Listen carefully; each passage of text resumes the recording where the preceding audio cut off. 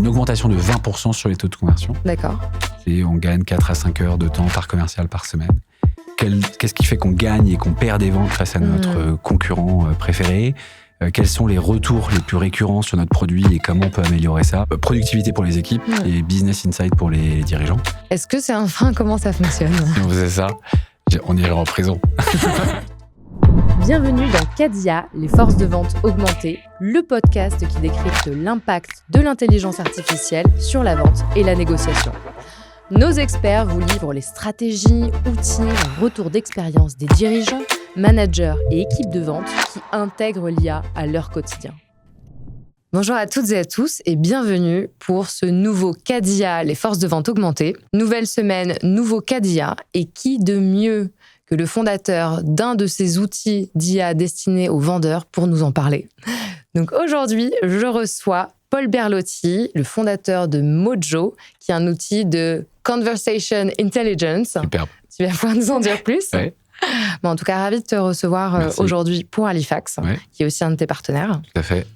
Pour introduire, est-ce que tu pourrais nous parler en quelques mots de Mojo ?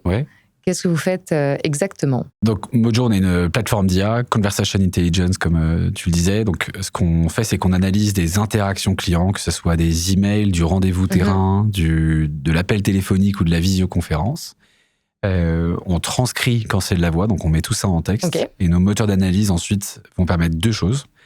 Un, rendre les équipes sur le terrain, donc commercial, customer success, support, plus productives, avec des fonctionnalités qui résument leurs rendez-vous, qui permettent d'envoyer des emails de suivi juste après un rendez-vous et qui vont même jusqu'à remplir tous les champs du CRM, les champs texte, les montants, les dates, etc.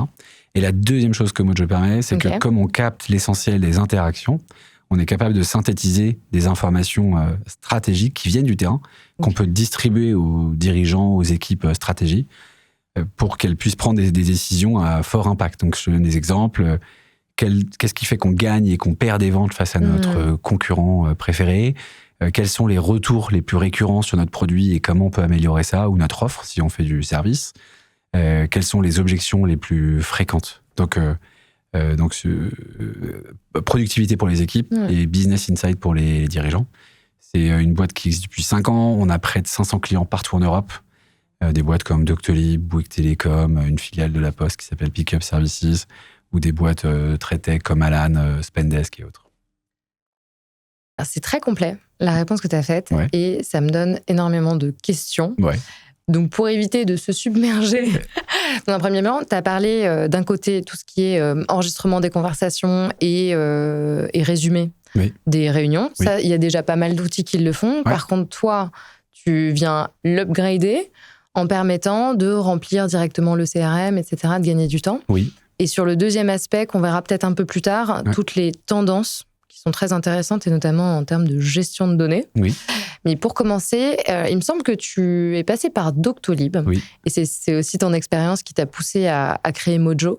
Est-ce que tu peux nous expliquer qu'est-ce que tu as observé sur le terrain qui t'a poussé à créer une solution pour améliorer les performances de vente ? Doctolib, c'était une expérience incroyable. Je suis arrivé en 2017, donc par rapport à aujourd'hui, c'était vraiment le début. Je suis arrivé là-bas en tant que vendeur, donc vendeur à distance. Ensuite, j'ai eu la chance de manager des équipes en France et ensuite en Allemagne.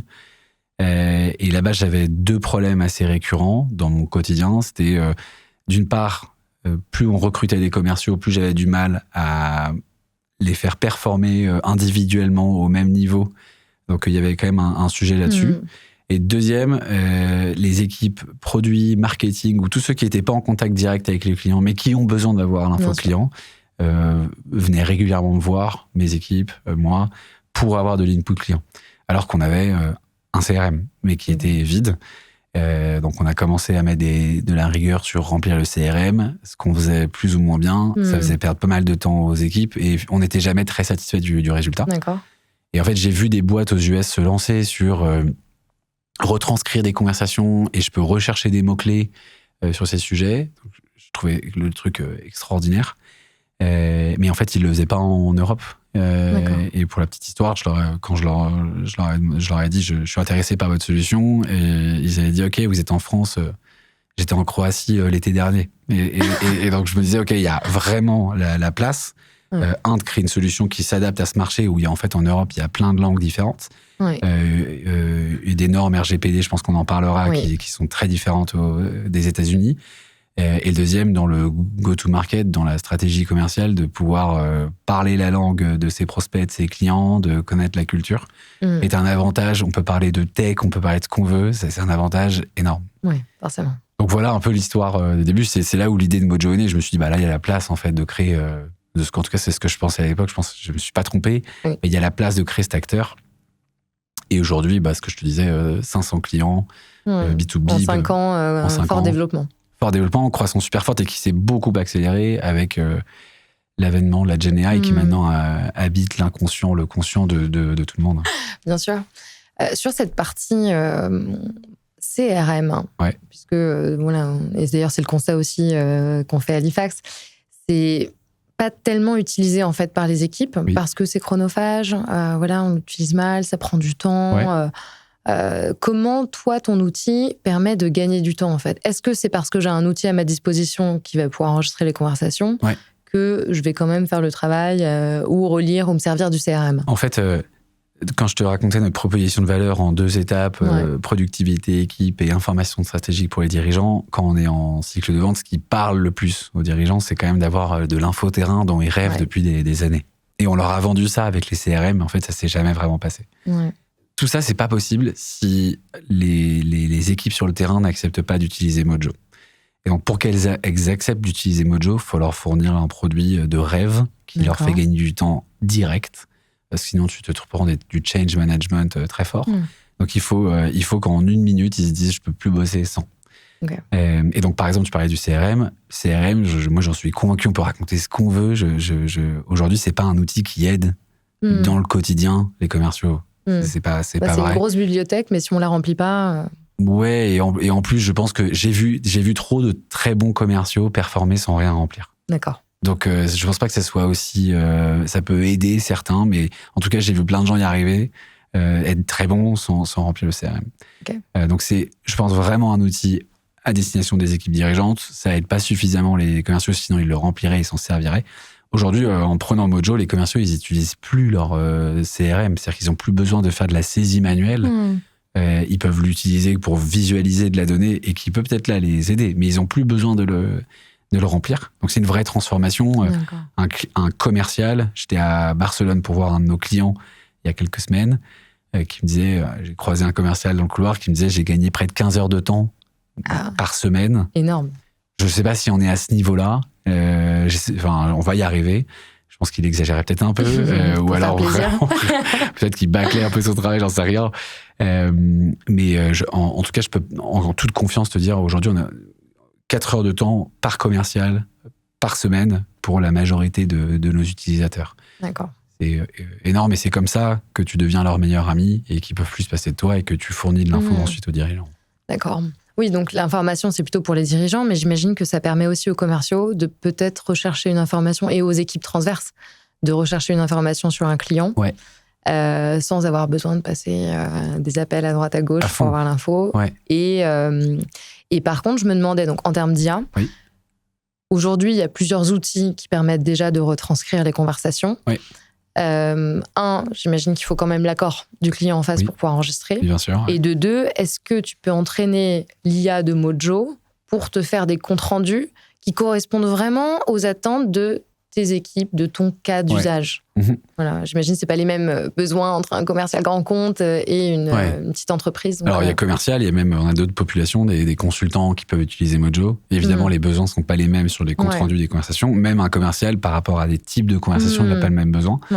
Donc, la réponse est évidente. C'est pas tant d'ailleurs sur l'IA. Il n'y a pas de fine-tuning, de LLM ou autre. Juste avoir un prompt adapté. Voilà le contexte de cette conversation. Est-ce que tu peux me faire un résumé qui ressemble à ça?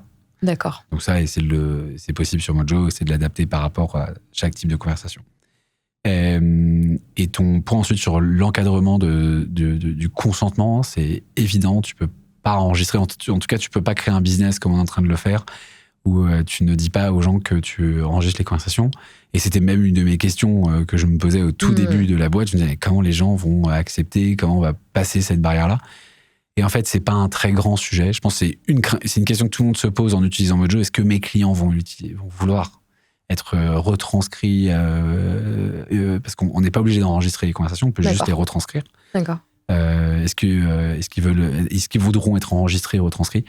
En fait, très vite, tu te rends compte que les gens disent oui, aucun sujet. Donc, tant que tu leur donnes la visibilité de ce que tu vas faire du résumé. D'accord. Donc, c'est pas forcément un frein, en fait, à partir du moment où on l'explique. En tout cas, en plus, c'est pour les servir. Voilà ça. Et en tout cas, on n'a jamais eu de clients qui utilisaient Mojo qui nous a dit en fait, ça marche pas sur notre marché. En revanche, on a eu quasiment tout le temps des gens qui nous disaient je suis pas sûr que ça marche sur mon marché. D'accord. Mais donc très vite, en 1 semaine, 2 semaines, donc, tu fais quand même la formation avec pour leur permettre d'avoir un prompt adapté à leurs besoins. Ouais. C'est pas forcément on ne sait pas forcément coder, pas coder, pardon. Écrire des prompts. Ouais. Voilà. Et c'est d'ailleurs les formations que propose Halifax, c'est de savoir se servir des IA et savoir prompter et connaître les limites. Exactement. Donc ça fait partie du package. En fait, le package, c'est qu'on bosse avec des partenaires pour ça. On a une équipe Customer Success qui épaule nos clients. En fait, on a peut-être victime de notre succès tellement de demandes sur comment on peut déployer. En fait, c'est déjà compliqué de construire un produit extraordinaire. Et alors, c'est aussi un autre métier de vraiment le déployer de A à Z chez nos clients.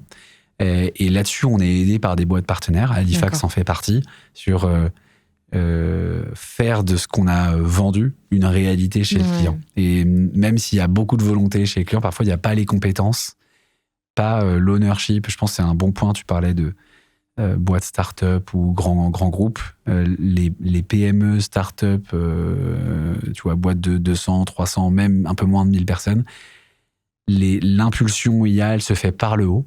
D'accord. Et en fait, ça met une dynamique qui est bien différente que dans un énorme groupe où c'est une petite BU qui prend l'impulsion et qui va essaie de convaincre tout le groupe. Et c'est plus difficile d'être stratégique là-dessus. Donc, et donc d'avoir les bonnes compétences, d'avoir quelqu'un qui a vraiment la responsabilité de l'outil. Toi, tu vas devoir écrire des prompts, gérer ça.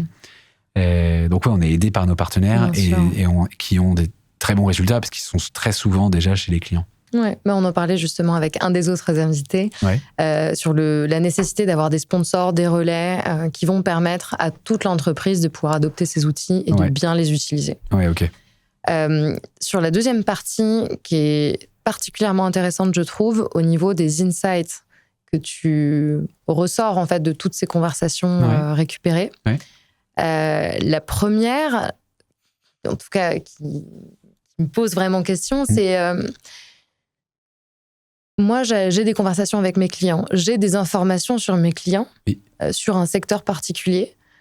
J'ai pas forcément envie que mon concurrent, qui utilise aussi Mojo, ait accès, sans parler aux clients, à des informations que moi j'ai récoltées. Est-ce que c'est un frein? Comment ça fonctionne? Si on faisait ça, on irait en prison. Tu dis, on prend les tendances à partir des... Alors, nous, on prend les tendances de nos clients. On fait ce que nous, on peut faire, c'est prendre la donnée de nos clients et de l'analyser. On est sous-traitant. Nos clients restent responsables de leurs données. On ne peut pas partager la donnée d'un client A à un client B. On ne peut même pas faire des benchmarks en se disant voilà ce qu'on a observé dans cette industrie, dans les méthodes qui fonctionnent bien en vente. On ne pourrait même pas s'en servir et les partager, même si c'était anonymisé, on ne pourrait même pas le faire. D'accord. On ne peut pas analyser de la donnée de nos clients et la revendre par ailleurs, si on peut parler ainsi. Donc on fait ça uniquement, c'est du custo pour nos clients. D'accord. Donc, quelle sorte de tendance tu ressors du terrain, en fait, exactement? Alors, c'est un peu ce que... Si on est concret, Cadia. Sur analyse de... qu'est-ce qui peut intéresser un dirigeant, si tu as des dirigeants qui ont un outil comme Mojo, les premières questions qu'ils peuvent se poser, c'est ce que je te disais, qu'est-ce qui fait que je gagne ou perds face à mes concurrents? J'ai pas un concurrent, j'en ai plein. Aujourd'hui, pour avoir cette info-là, ils peuvent avoir dans les résultats le fait qu'ils ont perdu face au concurrent A et que dans 60% des cas des ventes, ils rencontrent le concurrent A et pour une fois sur deux, ils perdent face à eux. Ça, ils peuvent avoir cette info, qui est vraiment l'info quanti, qui normalement doit se retrouver dans le CRM, ça existe, et je pense que les gens sont plus ou moins satisfaits. En revanche, ils ne savent pas pourquoi ils perdent. Alors, parfois, ils ont l'illusion de le savoir, c'est-à-dire remonter terrain, mais donc c'est vraiment des commerciaux qui disent à leur manager, voilà pourquoi je perds. Le manager qui dit, OK, j'ai compris, je vais en parler. Et l'info remonte comme ça, se finit dans des slides PowerPoint, et ça semble être super vrai, mais ça reste quand même très subjectif, parce qu'in fine, tu as demandé à des gens, dans leurs souvenirs, pourquoi. Ce que Mojo fait pas. Mojo interroge toute la donnée objectivement. OK, on a repéré que sur toutes ces ventes-là, il y avait le concurrent A, et voilà ce que disent les gens de positif sur eux et de négatif sur eux.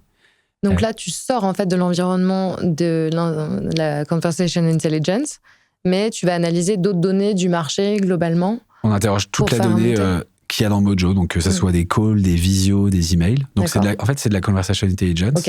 Parce que c'est toutes les données qu'il y a dans Mojo. Moi, toutes les conversations que j'ai eues avec mes clients, pas que les autres ont eues avec leurs clients. Ouais, mais c'est important de le préciser, parce que ça pourrait faire peur, en tout cas, si on ne sait pas vraiment comment ça marche. Bien sûr. Mais donc là, en effet, si je reprends l'exemple d'une entreprise, on va analyser toutes les données de cette entreprise. Donc quand je dis les données, ce sont les données que Mojo capte, les visios, les calls, les emails. Et ça sera uniquement ça, pas celle des concurrents ou autres, c'est clusterisé. Donc il faut quand même qu'on ait évoqué pendant notre conversation avec le client ou un concurrent les bons et les mauvais éléments, et qu'on n'aurait peut-être pas vraiment intégré, on se serait pas forcément dit c'est pour ça qu'on a perdu, quoi. Oui, exactement. Donc c'est des petits éléments, et ça, il faut quand même vachement entraîner le modèle pour être capable de ressortir ces tendances de fond de pourquoi on a perdu un marché. En fait, les modèles d'IA, LLM dont tout le monde parle aujourd'hui, OpenAI, Mistral, ont déjà un certain niveau pour comprendre que là, on parle d'un concurrent, et on en parle en bien ou en mal, et qu'est-ce qu'on dit ? Il n'y a pas vraiment besoin d'entraîner. En revanche, là où le modèle a besoin d'être fine-tuné, entraîné, ce sont c'est notre job, c'est pas les OpenAI qui fait ça ou Mistral, c'est de donner un maximum de contexte à l'IA. Donc, si tu prends l'exemple du client Bouygues, il faut comprendre ce que fait Bouygues dans la vie, quels sont les différents produits, les différentes solutions, leurs concurrents. Le plus tu donnes ça à l'IA, le plus elle va être précise. Tu peux vite tomber dans des trucs très creux avec ChatGPT. Bien sûr. Les clients sont contents. Tu peux vite tomber sur des trucs où en fait, les gens vont te dire impressionnant, mais je n'apprends rien et tout ça, je le sais. Mais en revanche, c'est impressionnant. Mais tu fais rien avec ça, il n'y a pas d'action qui sort de ça. Plus tu donnes du contexte à l'IA, plus elle va t'identifier des sujets très précis qui peuvent donner des actions. Nous, nos clients, ils me disent, Mojo me fait voir des trucs que j'aurais mis 6 mois avant de les ressentir réellement. Tu vois, d'identifier des feux qui commencent à brûler quelque part et de les intervenir le plus tôt possible, quoi. D'accord. Ok, donc très puissant. Et en termes de résultats, donc là, tu as 500 clients déjà à travers l'Europe. L'Europe, pas le monde. L'Europe. Concrètement, qu'est-ce que ça a apporté aux clients en termes de résultats d'intégrer Mojo ? Sur la partie productivité, alors on a le fameux commercial Barcelone qui disait 15 heures, mais c'est à peu près 4 à 5 heures d'heures gagnées par semaine par commercial. Mais est-ce que ça fait gagner plus de deals ? Alors, nous, le ROI, c'est comme ça qu'on le mesure. On se dit, OK, combien... déjà, le sujet du ROI, c'est un sujet qui est quand même très compliqué à c'est compliqué de mesurer la performance, en fait. Super, parce que tu sais jamais vraiment les tenants et aboutissants. Tu peux avoir du biais. Ce que je peux te dire aujourd'hui, c'est que, en tout cas, en feedback quali, en retour client qualitatif de la part de nos clients, on gagne 4 à 5 heures de temps par commercial par semaine. En gagnant 4 à 5 heures, c'est pas du temps libre qui se libère, c'est je peux être plus avec le client, et je pense que c'est même la vision que nous on a de ce que va être le job de commercial demain. C'est-à-dire qu'en fait, en gagnant tout ce temps-là, les commerciaux vont pouvoir passer plus de temps avec leurs clients, la vente va redevenir humaine et plus être le job admin à saisir de l'info. Donc ça, c'est sur le premier pilier, 4 à 5 heures de temps. qu'est-ce qu'ils feraient de plus avec ça. Ça, je laisse les entreprises se projeter. Généralement, c'est plus de calls, plus de conversations. Je pense que les autres épisodes de Cadia nous donnent la réponse. Ok, très bien. Je ne les ai pas encore écoutés, mais je fonce. Et le deuxième pilier sur Business Insight, pareil, c'est super dur. Qu'est-ce qui fait que notre client Y, en connaissant mieux ses concurrents, dessine peut-être un meilleur produit, ou alors construit un meilleur discours pour parer les arguments de ses concurrents. Ça se voit dans les taux de conversion et les retours qu'on a. Encore une fois, c'est vraiment des fourchettes et c'est à peu près 20% de taux de conversion supplémentaire. D'accord, oui. C'est une augmentation de 20% sur les taux de conversion. D'accord. Ce qui est pareil, hyper important. Je suis convaincu que si on continue à creuser là-dessus, on peut aller encore plus loin. Pour mesurer. Quels sont les développements prévus pour Mojo dans les futurs? Alors, ça peut être court, moyen, long terme. Ta vision par rapport à l'entreprise. De ce que je peux donner, ce que je peux dire, c'est qu'il y a continuer d'œuvrer sur donner du contexte à l'IA, le contexte de nos clients, pour que les retours de l'IA soient encore plus pertinents. Ouais. Ça, c'est beaucoup de travail. Donc aujourd'hui, ce qu'on est capable de faire, c'est de regarder les sites web de nos clients, parce qu'en fait, c'est une super carte de visite. Ils ont tellement bossé dessus pour rendre le truc clair, donc on le prend. Des documents internes sur quelles sont les objections dans cette boîte-là, c'est quoi le produit encore plus dans le détail. Donc, plus on donne du contexte, plus l'IA sera pertinente. Il y a quand même beaucoup de travail là-dessus. Et le deuxième sujet, c'est toute la donnée qu'on sort de Mojo, pouvoir y avoir accès, pouvoir la rendre actionnable à peu près partout. Donc là, je parlais de CRM, on envoie la donnée dans les CRM, ça peut créer des automations derrière. On a encore du travail là-dessus, on ne fait pas encore tout parfaitement et on a plein de trucs à faire. Et ça demande de travailler sur ce qu'on appelle une API. Voilà. Donc, différente pour chaque CRM. Exactement, et qu'on puisse l'actionner pas juste sur un CRM d'ailleurs. Et après, une fonctionnalité là qui sort mi-avril, qui est pas mal, dont je peux parler, qui est les clients, ils savent tous qui est leur top performer. Dans les commerciaux, ils savent tous. Oui, bien sûr. Oui, ça. Ouais. C'est Thomas. Et Thomas, il fait quoi de différent? Et ça, en revanche, c'est pas clair. Il y a pas, c'est pas clair. Sinon, tout le monde serait top performer. Et on a une fonctionnalité qui sort où en fait, on va juste demander à l'IA on va demander à nos clients de renseigner qui est le top performer ou alors quels sont les meilleurs calls de l'entreprise. D'accord. Et on en fait un portrait robot qui peut être réplicable. Ça, c'est incroyable. Ouais, ça, c'est incroyable.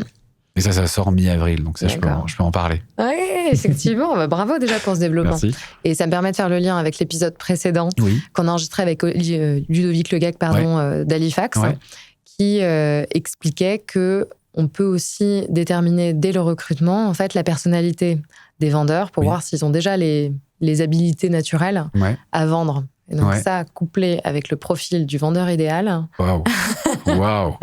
On va vendre. Plus aucune excuse, quoi. Plus aucune excuse. Donc, du coup, si on récapitule un petit peu tout ce que fait Mojo, on a évidemment cette partie qui permet de gagner du temps à ne pas prendre de notes grâce à l'enregistrement ou la transcription des conversations. Le fait de pouvoir pré-remplir parfois les CRM, donc ça que tu continues de développer au fur et à mesure. Les tendances de fond que j'ai trouvées super intéressantes sur les signaux faibles qu'on aurait du mal à percevoir nous-mêmes et que l'outil nous permet de faire remonter. Et ce dernier outil que tu viens de lancer pour compléter un petit peu l'offre. Donc, et des retours sur investissement encore un peu difficile à mesurer, mais déjà en temps... je pense que je joue la carte de l'honnêteté parce que je pense que c'est compliqué pour tout le monde, tous les softs, de mesurer très précisément quel va être le ROI, que ça appartient aussi beaucoup au contexte de client. En revanche, si ça peut donner une fourchette, une direction, gain de temps, gain d'argent. Si ça s'observe... Un cycle, par exemple, dans une grande entreprise, il est forcément plus long que pour les plus petites qui sont plus agiles. En plus, Voilà. Donc, dans une grande entreprise, j'imagine que le retour sur investissement, il ne se mesure pas sur 6 mois, mais peut-être sur plusieurs années. Plutôt, sur les petites boîtes, ça peut être hyper instantané. Oui, c'est ça. En revanche, ça peut être 6 mois. On a des clients qui utilisent Mojo dans des grands groupes. D'accord. Et en 6 mois, ils nous ont sorti des analyses ROI. Et ça dépasse d'ailleurs ce que je te citais. Et ils ont des équipes qui peuvent y passer du temps dédié. Donc, ce que dans des PME, tu peux avoir moins à t'apporter. Et les retours sont incroyables en termes de gain de temps, de déplacement des fonctions. Donc, ils faisaient ça. Aujourd'hui, qu'est-ce qu'ils font? Donc, quand tu remplis plus ton CRM, tu te mets à faire quoi? À faire plus de commercial. Et en fait, ton métier est ce qui te plaît et ce qui rapporte le plus. Exactement. Ce qui rapporte le plus à l'entreprise. Donc, la motivation par-dessus. Ouais. Eh ben, merci beaucoup. Merci à toi. Paul, pour cette intervention. Et hâte de pouvoir découvrir les autres Cadia. J'espère. Voilà, sur la chaîne Cadia, les forces de vente augmentées proposées par Halifax Consulting.